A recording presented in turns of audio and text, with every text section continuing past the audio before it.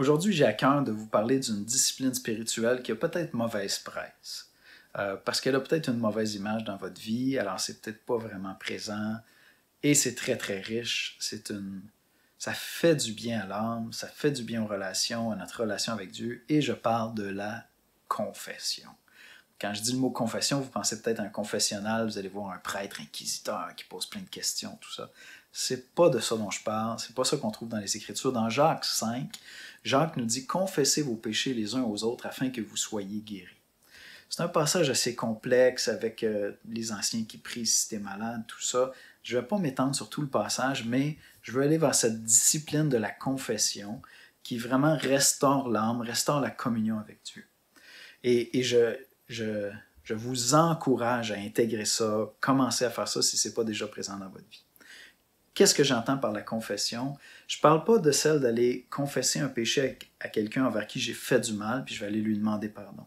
Non, je parle de ces péchés personnels, ces péchés intérieurs, ces luttes qu'on a, de l'amertume, des mauvaises attitudes, des désirs qui n'honorent pas Dieu, qui ne glorifient pas Dieu, des choses qu'on tend à garder secrets, cachés, et qui ne doivent pas l'être, parce qu'on se prive du ministère, de l'amour qu'un frère ou une sœur va pouvoir déployer envers moi lorsque je vais mettre ça sur la table. Et donc, qu'est-ce que je fais? Tout dernièrement, un matin, je me lève, ça n'allait pas. Après 2 heures, j'étais encore en train de broyer du noir. J'avais une certaine amertume que je vivais envers quelqu'un, puis j'arrivais pas, en bon québécois, à déclocher. Je restais pris là.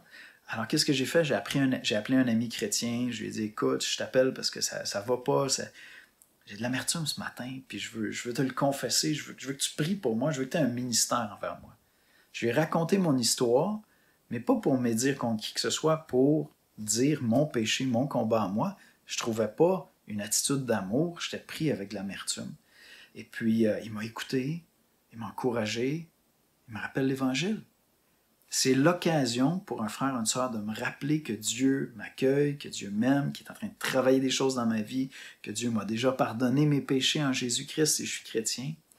Je peux confesser aussi en arrivant à la table au souper le soir avec les enfants, on va prier avant le repas, c'est une tradition, puis je vais juste dire, écoutez, peut-être vous avez vu que j'étais irritable aujourd'hui, j'étais grognon. Je vous confesse, j'avais une mauvaise attitude, puis ça n'a rien à voir avec vous. Je vous demande pardon, puis voulez-vous, on va prier, puis je vais remettre ça à Dieu parce que j'ai vraiment eu une mauvaise attitude. Et donc, les chrétiens sont appelés à avoir ces relations franches, transparentes, où je peux mettre des choses sur la table, puis on le fait pas peut-être parce que, peut-être des fois parce qu'on n'est pas prêt à quitter un péché, mais d'autres fois c'est parce je sais pas, c'est pas dans la culture, c'est pas une bonne habitude qui est présente, ou peut-être on a peur que les gens vont nous malmener avec ça. Mon expérience à moi, c'est que c'est très très rare, c'est arrivé parfois, mais c'est très rare que des gens vont se servir de cette attitude humble où je vais confesser quelque chose puis ça va se tourner contre moi. En général, ce que ça fait, c'est que ça établit un climat de confiance, de transparence, d'intégrité.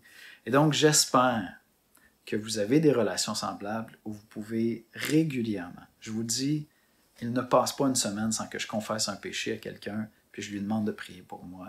Ça arrive souvent plusieurs fois dans une semaine et c'est vraiment une riche bénédiction. Essayez ça et puis on s'en reparle.